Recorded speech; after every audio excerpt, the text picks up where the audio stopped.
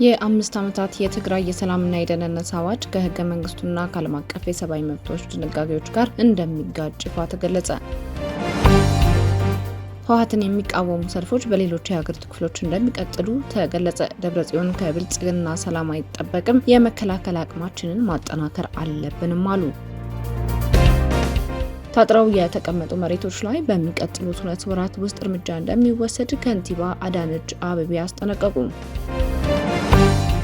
ጤና ይስጥልኝ አዲስ ማለዳ ተከታታዮች፣ ዕለታዊ ዜናችን ተጀምሯል። በመግቢያችን ላይ ያስተዋወቅናችሁን ጨምሮ ሌሎች ዘገባዎችን ይዘናል። አብረን እንቆይ።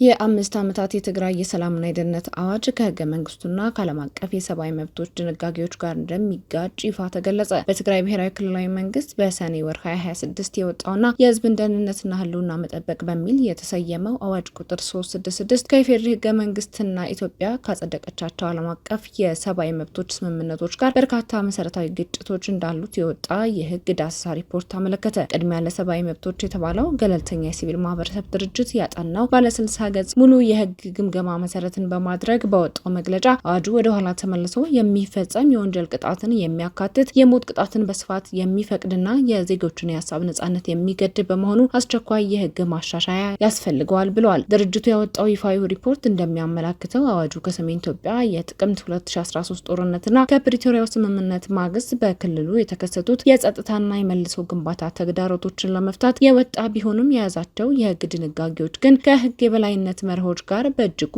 ይጋጫሉ። በሪፖርቱ ላይ ከተጠቀሱት 7 ዋና ዋና የስጋት መስኮች መካከልም የመጀመሪያውና እጅግ ከባዱ ድንጋጌ ህጉ ከመውጣቱ በፊት ወደ ኋላ ተመልሰው ከጥቅምት 24 ቀን 2013 ዓ.ም 2020 ጀምሮ ባሉ ድርጊቶች ላይ ተፈጻሚ እንዲሆን መደረጉ ነው። ይህ አሰራር ማንኛውም ሰው ድርጊቱን በፈጸመበት ወቅት በህግ ወንጀል ያልነበረን ነገር ወደ ኋላ ተመልሰው እንዳይቀጣ የሚከለክለውን የፌዴራል ህገ መንግስት አንቀጽ 22 እና የዓለም አቀፍ የሲቪልና ፖለቲካዊ መብቶች ቃል ኪዳን ድንጋጌ ሙሉ በሙሉ የሚጥስ በመሆኑ ይሄው ወደ ኋላ የመቅጣት ድንጋጌ ሙሉ በሙሉ መሰረዝ እንዳለበት ድርጅቱ አሳስቧል። በሁለተኛ ደረጃ አዋጁ የሞት ቅጣትን ባልተለመደ መልኩ በሰፊው የፈቀደ ሲሆን ቢያንስ በ17 የህግ አንቀጾች ላይ የሞት ቅጣት እንዲጣል ስልጣን ይሰጣል። ይህም የሰው ህይወት ባልጠፋባቸው እንደ መሰረተ ልማት መውደምና የንብረት ወንጀሎች ላይ ጭምር የሚፈጸም ሲሆን በአንቀጽ 49 ቁጥር 8 ላይ ደግሞ ሞት በተከሰተባቸው ወንጀሎች ላይ ፍርድ ቤቶች የቅጣት ማቅለያ ሁኔታዎችን እንዳያዩ በማድረግ የሞት ቅጣትን ግዴታ ያደርገዋል። ይህ አሰራር የሞት ቅጣት ሆን ተብሎ በተፈጸመ የነፍስ ማጥፋት ወንጀል ላይ ብቻ እንዲወሰን ከሚያዘው ዓለም አቀፍ ህግ ጋር የሚጋጭ ሆኖም ተገኝቷል። በተጨማሪም በአዋጁ ላይ የተቀመጡት እንደ ጠላትና በህዝብ ህልውና ላይ የሚፈጸም ወንጀል ያሉ መሰረታዊ ቃላት ትርጉማቸው በጣም ሰፊና ግልጽነት የጎደለው በመሆኑ በጋዜጠኞች፣ ተቺዎች፣ ምሁራንና ተራ ኢኮኖሚ አንቀሳቃሾች ላይ ህጉ ያለአግባብና በዘፈቀደ ጥቅም ላይ እንዲውል በር ይከፍታል ተብሏል። በተለይም ትግሉን ማዋረድ፣ ህዝብን ወይም ምልክቶችን ማሳነስና የሐሰት ወሬዎችን ማሰራጨት የመሳሰሉ የንግግር ወንጀሎች እስከ 25 ዓመታት በሚደርስ እስራትና የቪዲዮ ወይም ሚዲያ ፈቃድን በመሰረዝ የሚያስቀምጡ በመሆናቸው በህገ መንግስቱ የተጠበቀውን የሐሳብን በነጻነት የመግለጽ መብት ክፉኛ ያዳክማል ተብሎ ተለይቷል። የፍትሃዊ ፍርድ ሂደት ዋስትናዎችን ከማዳከም አንጻርም ህጉ የዋስትና መብትን በገንዘብ መቀጮ ብቻ ለሚያስቀጡ ወንጀሎች ጭምር መከልከሉ ተከሳሽ በሌለበት በአንድ የጋዜጣ ማስታወቂያ ብቻ ፍርድ መስጠት መፈቀዱ ስማቸው ባልታወቀ ምስክሮች ቃል ላይ ተመስርቶ መፍረድና ያለ ፍርድ ቤት ትዕዛዝ በአስፈጻሚው አካል ትዕዛዝ ብቻ ሰዎችን መያዝና መበርበር መቻሉ የዜጎችን መሰረታዊ መብት አደጋ ላይ የሚጥል መሆኑ በዳሰሳው ተገልጿል። በበጎ ጎኑ አዋጁ በቅድመ ምርመራ ወቅት ተከሳሾች ጠበቃ የማግኘት መብታቸው መከበሩ፣ ከባድ የፍርድ ውሳኔዎች በይግባኝ ሂደት ላይ ያሉ ታግደው መቆየታቸውና የሞት ቅጣትን ወደ እስራት የመቀየር ስልጣን መኖሩ የተመሰገነ ሲሆን እነዚህ ግን መሰረታዊ የህግ ጉድለቶቹን እንደማያክሙ ተገልጿል።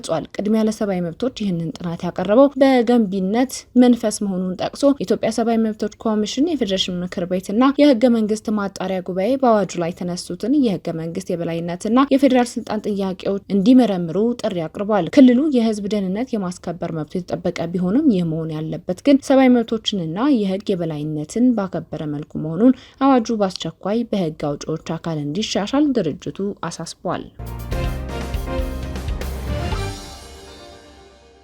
ታጥረው የተቀመጡ መሬቶች ላይ በሚቀጥሉት 2 ወራት ውስጥ እርምጃ እንደሚወሰድ ከንቲባ አዳነች አቤቤ አስጠነቀቁ። አዲስ አበባ ከተማ አስተዳደር ታጥረው በባዶነት በተቀመጡ መሬቶች ላይ አስፈላጊውን ማጣራት በማካሄድ በሚቀጥሉት 2 ወራት ውስጥ ጥብቅ እርምጃ እንደሚወስድ ከንቲባ አዳነች አቤቤ አስታወቁ። ከንቲባዋ ይህንን የገለጹት ለተከታታይ 3 ቀናት ሲካሄድ በነበረው የከተማ አስተዳደሩ የ5 ዓመት ስትራቴጂካዊ እቅድ እና የ2018 በጀት ዓመት አፈጻጸም ግምገማ ማጠቃለያ መድረክ ላይ ለተነሱ ጥያቄዎች ምላሽ በሰጡበት ወቅት ነው። ከንቲባ አዳነች በገለጻቸውም አዲስ አበባ መሬት ታጥሮ የሚቀመጥበት ከተማ እንደማትሆን ከዚህ ቀደም መግባባት ላይ ደርሰናል ካሉ በኋላ ይህንን ስምምነት ጥሰው ድጋሚ አጥራጥረው የሚያስቀምጡ አካላት ምንም አይነት ተጨማሪ እድል ሊሰጣቸው እንደማይገባም በአጽንኦት ተናግረዋል። የወጡ ህጎችና ደንቦች መሬት ላይ እንዲተገበሩ በማድረግ የለሙ መሰረተ ልማቶችም በተገቢ ሁኔታ ለተፈለገው ዓላማ እንዲውሉ እየተደረገ መሆኑን አስረድተዋል። በመድረኩ ላይ በከተማ የሰላምና ደህንነት ዙሪያ ማብራሪያ የሰጡት ከንቲባዋ በአዲስ አበባ ምንም አይነት የደህንነት ስጋት ሳይፈጠር በርካታ ዓለም አቀፍ ኩነቶች በሰላም መጠናቀቃቸውን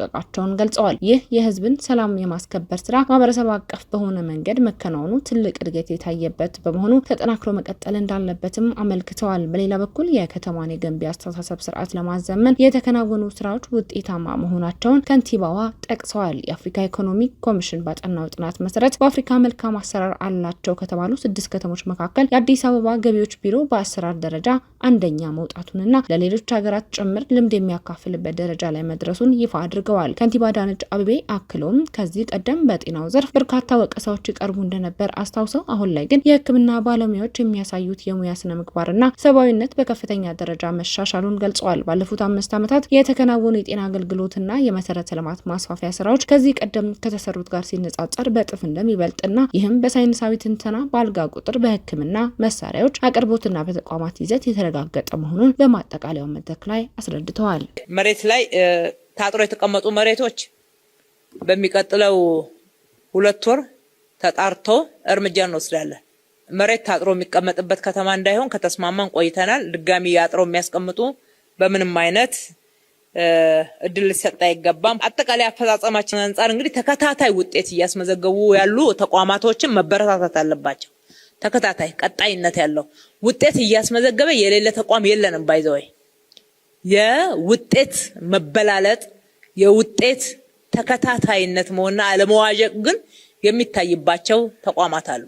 የበለጠ እያደገ በፍጥነት ደግሞ እያደገ ጥራትም ፍጥነትም እያደጉ የሚሄዱ ተቋማቶችን በጣም ማበረታታት ያስፈልጋል። ከሰላም አንፃር አዲስ አበባ ሰላም ኮሽ ሳይል በዚህ አይነት ሁኔታ ሰላማዊ ሆና ዓለም አቀፍ ኩነቶችን አገር አቀፍ ኩነቶችን የህዝባችንን በሰላም ወጥቶ መግባትና የደህንነት ስጋቶችን በማስቀረት የተሰሩ ስራዎች በተለይ ማህበረሰብ አቀፍ ከመሆኑ አንፃር ተጠናክሮ መቀጠል ያለበት ትልቅ እድገትም ያሳየ ነው።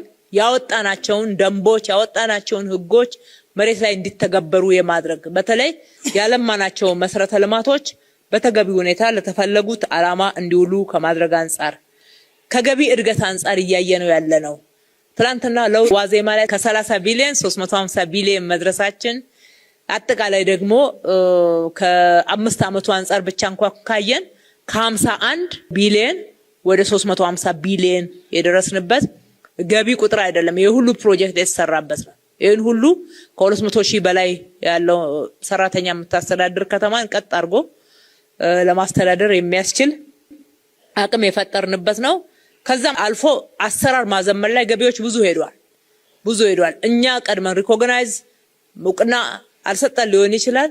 ነገር ግን የአፍሪካ ኢኮኖሚ ኮሚሽን ኢሲኤ ባጠናው ጥናት በጣም ደህና ናቸው ከተባሉ 6 የአፍሪካ ከተሞች ውስጥ እንደገና ከ6 ውስጥ ደግሞ የኛ ገቢዎች አንደኛ ወጥቶ ልምድ ጭምር ሄዶ እንዲያካፍል መጥተውም ደግሞ ልምድ እንዲካፈሉ የተደረገበት ነው። ከችግሩ አንፃር ገና ብዙ መሄድ አለብን። ገና ብዙ ማስተካከል ያለብን አለ። ግን ከነበረበት አዘቅት አንፃር ስናየው ነው ለውጥ የምንመዝነው።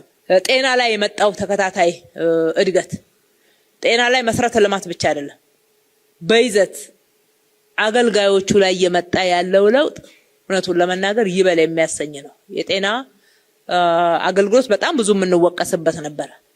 አሁን ግን ሐኪሞቻችን የሚያክሙበት ስነ ምግባር ከሙያዊ ስነ ምግባራቸው ያላቸው ሰብአዊነት በብዙ መንገድ እያደገ የመጣበትን የጤና ሴክተር ደግሞ አገልግሎቱን አጠቃላይ ስናየው ትላንትና ከነበረበት እንደውም ባለፉት 100 ዓመታት አዲስ አበባ ላይ ከተሰሩት የጤና አገልግሎትና መሰረተ ልማት ማስፋፊያዎች አንፃር ባለፉት 5 ዓመታት የተሰራው በእጥፍ ይበልጣል።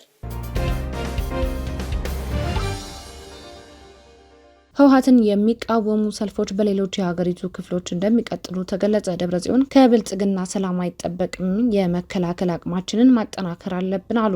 ህወሓት ለዳግም ጦርነት እያደረገ ነው የተባለው ሰፊ ዝግጅትና የወጣቶች እገታ እንዲቆም በመጠየቅ በአዲስ አበባ የተጀመረው ህዝባዊ ተቃውሞ ሰልፍ በሌሎች የኢትዮጵያ ክፍሎችና በዓለም አቀፍ ደረጃ ሊቀጥል መሆኑን የትግራይ የሰላምና ለውጥ ምክር ቤት አስታወቀ። በሌላ በኩል በምርጫ ቦርድ ህጋዊ ሰውነቱ የተሰረዘው የህወሓት ሊቀመንበር ደብረጽዮን ገብረ ሚካኤል በመቀሌ ባደረጉት ንግግር ከብልጽግና መንግስት ሰላም መጠበቅ እንደማይቻል በመግለጽ የትግራይን ሉዓላዊነት ለማስከበር የመከላከል አቅምን ማጠናከርና ተገቢ ውሳኔዎችን መውሰድ እንደሚገባ በማሳሰብ የተቃርኖ አቋም አንጸባርቀዋል። ምርጫችን ሰላም ነው፣ ጦርነት ይብቃ በሚል መሪ ሀሳብ በአዲስ አበባ የተካሄደውን የተቃውሞ ሰልፍ ተከትሎ ጋዜጣዊ መግለጫ የሰጡት የትግራይ ሰላምና ለውጥ ምክር ቤት የፖለቲካ ዘርፍ ኃላፊ ነጋ አሰፋ ሰልፈኞቹ ህወሓት አፋኝና ጸረ ዴሞክራሲያዊ ሲሉ መኮንናቸውንም ገልጸዋል። በክልሉ ወጣቶችን ያለ ፍላጎታቸው በማፈስ ወደ ጦርነት ለማስገባት የሚደረገው ጥረት ዓለም አቀፍ ወንጀል መሆኑን የጠቀሱት ኃላፊው ወጣቶቹ በትንሽ ዶላር ተሸጠው በሱዳን የእርስ በርስ ጦርነት ውስጥ እንዲማገዱ እየተደረገ ስላለ የፌዴራል መንግስት ይህንን አስቸኳይ የወጣቶች ሽያጭ እንዲያስቆም ጠይቀዋል። በተጨማሪም በክልሉ በሚንቀሳቀሱ አፍራሽ ኃይሎች ምክንያት የፕሪቶሪያው የዘላቂ ግጭት ማቆም ስምምነት እየተጣሰ ክልሉ ወደ ሌላ ግጭት እያመራ በመሆኑ የስምምነቱ ተሳታፊ አካላት በአስቸኳይ ወደ ተግባር መግባት እንዳለባቸው አሳስበዋል። ይህ በአዲስ አበባ የተጀመረው ሰልፍ ህወሓት ከፍተኛ በጀት መድበው ሊያደናቅፈው ቢሞክርም ሳይሳካለት መቅረቱን የገለጹት ነጋ በቀጣይ በመላ ኢትዮጵያ በተለያዩ አካባቢዎችና በዓለም ዙሪያ በሚገኙ የትግራይ ተወላጆች አማካኝነት የተቃውሞ ሰልፉ ተጠናክሮ እንደሚቀጥል አስታውቀዋል። ይህ በእንዲህ እንዳለ የህወሓት ሊቀመንበር ደብረጽዮን ገብረ ሚካኤል በመቀሌ በተካሄደ የህዝብ ውይይት ላይ ባደረጉት ንግግር ከዚህ ፈጽሞ የተለየና ተቃራኒ የሆነ አቋም አንጸባርቀዋል። ጠቅላይ ሚኒስትር አብይ አህመድ ወደ ስልጣን ከመጡ ጀምሮ በትግራይ ህዝብ ላይ ጥቃት ለማድረስና ከምድር ለማጥፋት የታለመ ዕቅድ መከተላቸውንና ይህም እስካሁን መቀጠሉን የገለጹት ሊቀመንበሩ ከብልጽግና መንግስት ሰላም መጠበቅ እንደማይቻል ተናግረዋል። ከፕሪቶሪያው ስምምነት በኋላ የነበረው የሰላምና የልማት ተስፋ መክኖ ትግራይ ድጋሚ ወደ ከባድ ችግር እየተመለሰች መሆኗን የገለጹት ደብረጽዮን የትግራይን ሉዓላዊነት ለማስከበርና ተፈናቃዮችን ለመመለስ የመከላከል አቅምን ማጠናከርና ተገቢ ህዝባዊ ውሳኔዎችን መውሰድ እንደሚገባ አሳስበዋል። ትግራይ ለሰላም ሰፊ ትዕግስት እያሳየች ብትሆንም መሰረታዊ የህዝብ ጥያቄዎችን ለመመለስና መብትን ለማስከበር በመተማመን ላይ የተመሰረተ ጠንካራ አንድነትና ተገቢ አቋም መያዝ እንደሚያስፈልግም በንግግራቸው ጨምረው ገልጸዋል። የሱዳን እርሻና መስኖ ሚኒስቴር በቅርብ ቀናት ውስጥ በአባይ ወንዝ ላይ የታየውን የውሃ መጠን ጊዜያዊ መቀነስ ከታላቁ የኢትዮጵያ ህዳሴ ግድብ የሚለቀቀውን የውሃ መጠን በመቀነሱ ምክንያት እንደሆነ ገለጸች። እንደ ሚኒስቴሩ መግለጫ ከሆነ የውሃ መጠኑ መቀነስ በካርቱም ግዛት ውስጥ ለሚገኙ አንዳንድ የመጠጥ ውሃ ማጣሪያና ማሰራጫ ጣቢያዎች ስራ አስተጓጉሏል። እንደ አውሮፓውያኖቹ አቆጣጠር ከሐምሌ 7 እስከ 9 ባሉት ቀናት ውስጥ ወደ ሱዳኑ የሮሳይረስ ግድብ ይገባ የነበረው ዕለታዊ የውሃ ፍሰት ከ207 ሚሊዮን ሜትር ኪዩብ ወደ 129 ሚሊዮን ሜትር ኪዩብ ዝቅ ብሏል ያለ ሲሆን ይህም በቀን የ76 ሚሊዮን ሜትር ኪዩብ ቅናሽ እንደሆነ አስታውቋል። እንደ ሱዳን ትሪቢዩን ዘገባ በዚህ ምክንያት የውሃው መጠን በወድ አልአይስ በ1.70 ሜትር፣ በወድ ማዳኒ በ1.60 ሜትር፣ በካርቱም በ1.08 ሜትር፣ በሃልፋያ በ94 ሳንቲሜትር እንዲሁም በሸንዲ በ54 ሳንቲሜትር ቅናሽ አሳይቷል ብሏል። የሱዳን መሐንዲሶች በግድቦች የውሃ ክምችት ላይ የቴክኒክ ማስተካከያ በማድረግ በቂ የውሃ አቅርቦት እንዲኖርና የውሃ መጠኑ እንዲረጋጋ እየሰሩ መሆናቸውን ሚኒስቴሩ ገልጿል። በሌላ በኩል በነጭ አባይ በኩል ያለው የውሃ ፍሰት ከአማካኝ በላይና ካለፈው ዓመት የተሻለ በመሆኑ አጠቃላይ የውሃ አቅርቦት የተረጋጋ ነው ተብሏል። ሱዳንና ግብጽ በህዳሴው ግድብ አሞላልና አስተዳደር ላይ ህጋዊና አሳሪ የሆነ ስምምነት እንዲደረግ ጥሪያቸውን ማቅረባቸውን ቀጥለዋል ያለው ዘገባው የሱዳን መስኖ ሚኒስቴር በበኩሉ የውሃ ሀብት ሁኔታውን በተከታታይ እየተከታተለ መሆኑንና የውሃ ተቋማት ደህንነት እንዲጠበቅ በሳይንሳዊ መንገድ እየተመራ ነው ሲል አረጋግጧል።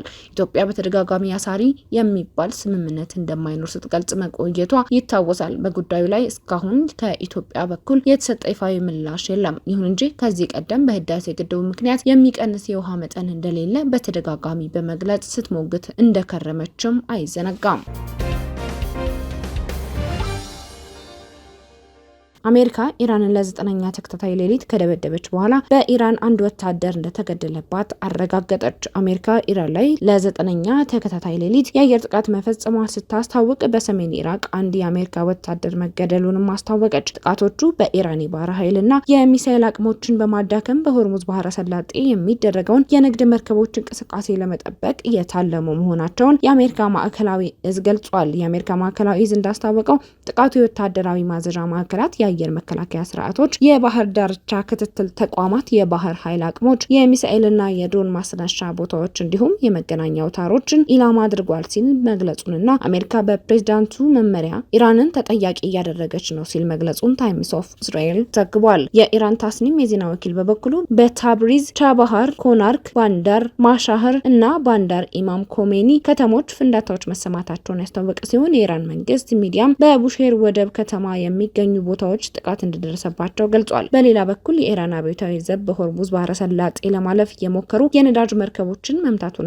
በኩዌት የሚገኙ ንብረቶችንም ኢላማ ማድረጉን አስታውቋል። የአሜሪካ ጦር እንደገለጸው ቅዳሜ በሰሜን ኢራቅ በወደቀ የኢራን የጥቃት ድሮን ላይ በተደረገ ቁጥጥር ፍንዳታ አንድ ወታደር ተገድሏል ያለ ሲሆን ቀደም ሲልም 2 የአሜሪካ ወታደሮች በዮርዳኖስ መገደላቸውንና አንድ ሌላ ወታደር መጥፋቱ ተገልጾ ነበር። ፕሬዚዳንት ዶናልድ ትራምፕ ከዓለም ዋንጫ ፍጻሜ ጨዋታ በኋላም ወደ ዋሽንግተን ሲመለሱ ዛሬ ማታ በጠንካራ ሁኔታ ደብድበናቸዋል፣ ይህም ምናልባት ለሶስቱ ጀግኖቻችን ክብር ስንል አድርገናል ሲሉ ተናግረዋል። ለዕለቱ ያዝናቸው ዜናዎች በዚሁ ተጠናቀቁ። አዲስ ማለዳን ሰብስክራይብ ማድረግ አይዘንጉ። ጤና ይስጥልኝ።